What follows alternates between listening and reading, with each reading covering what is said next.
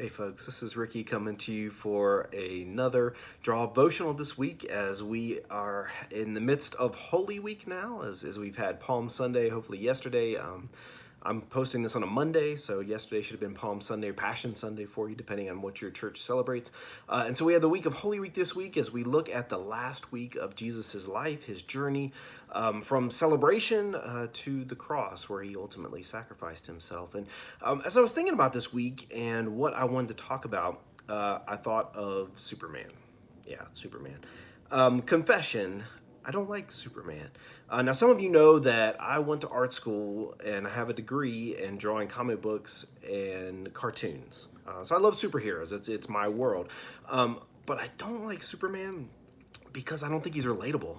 He's too powerful. He's got too many powers. He's got too much stuff, and he doesn't have a whole lot of weakness. Now I know about kryptonite. I know it's a lame thing. He's an alien, and he's got this alien rock that just so happens to show up everywhere. And yeah, whatever. Superman is not a good character, in my opinion. Sorry, because I don't think his lack of weakness to me makes him is someone I'm not really interested in. And my thought was that as we look at Jesus in this last week of his life, as we look at Holy Week, I think sometimes we think of Jesus sort of in the same way we do Superman.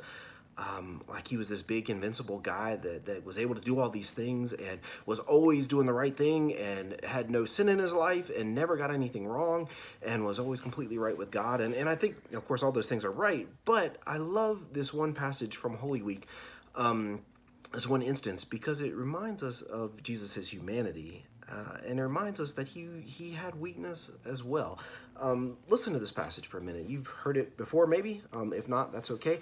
Listen to Mark chapter 14, starting in verse 32. Now, if you know what's going on in the story, if you don't, this is after Jesus has had the Last Supper with his disciples. He spent time with them, sort of teaching them and guiding them and trying to prepare them for the fact that he's going to be getting crucified soon and he's going to then come back from the dead and all that kind of business. But of course they don't get it because, duh.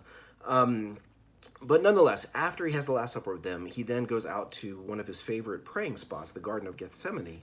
Ooh, I got it right. And he goes off, and there's this whole business here. But listen to what happens here. They went to a place called Gethsemane, and Jesus said to his disciples, "Sit here while I pray." He took Peter, James, and John along with him, and he began to be deeply distressed and troubled.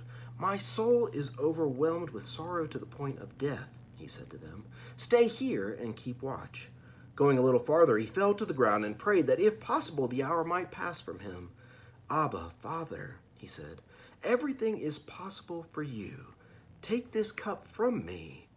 Yet not what I will, but what you will."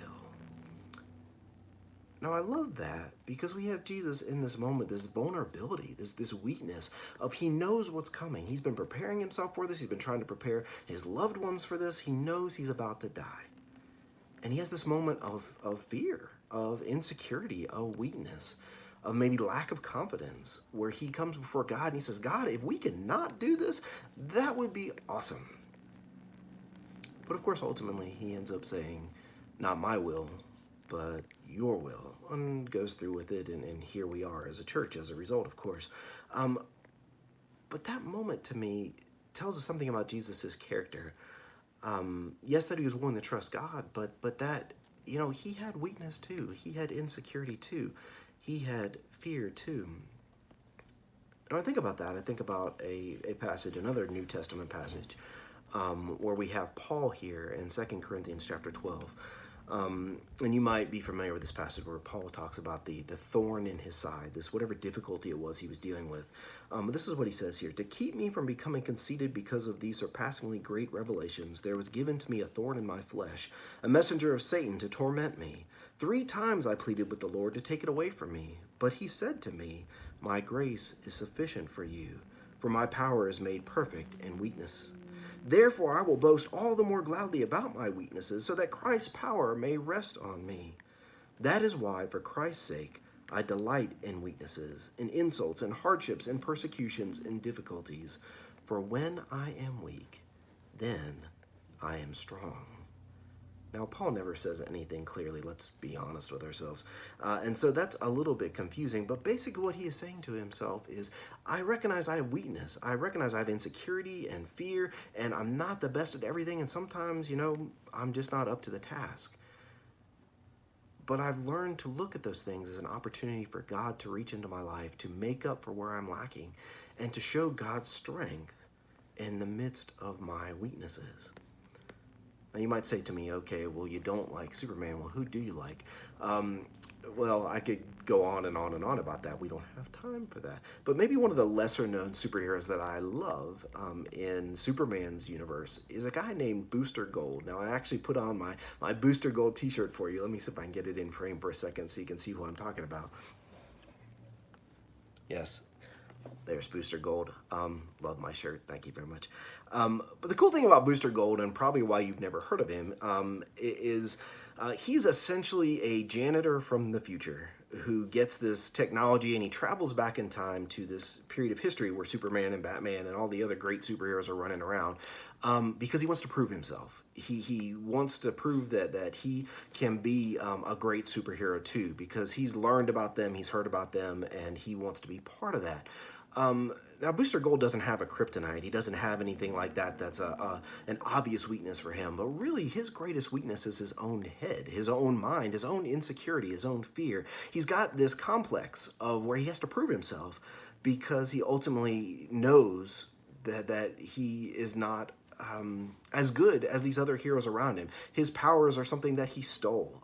He's not confident. He's not super heroic. He makes a lot of weird choices and bad mistakes. And I guess that's why I like him so much. He's so relatable to me. I see a lot of myself in him, I guess, just because he's the kind of the unexpected hero. But there's this story that DC did years ago called 52. If you haven't read it and you're a comic book person, you need to read this series. But the long story short is he essentially becomes the main hero of this because no one expects him to be. The hero that is called for is someone that is not perfect. And he, in spite of himself, ends up saving everybody. And he does it not because he suddenly becomes better or because he gets new powers or because he suddenly is this great hero that he always wanted to be. Essentially, he's able to save the day because he embraces his own weaknesses and knows he's not Batman or Superman or any of those other great people. And he just works with what he's got. And y'all, that's what I think about the way that the life is for us. And for me, I can speak to that so many times in my life where I've said, I'm not good enough for this. I'm not up for this. I'm scared. I'm afraid. I'm not confident. God, I need you. I cannot do this without you. I felt that way ever since I got into ministry of, man, I have no idea what I'm doing today. But God, I trust you. And we're going to do this together. Now, and the world is a scary place right now. And I don't know about you, but there are days where I am pretty much afraid and very scared for myself and for my kids, for my loved ones. And I think, God, I'm not sure I can do this today. But I would remind you that in the midst of that weakness, God is there with you. Just as God is with me. And just as Paul said, in our weakness, that's where God can reveal God's strength. And I would say to you, God is with you. God can still use you to do amazing things. It's okay to be insecure. It's okay to be afraid. It's okay to be weak.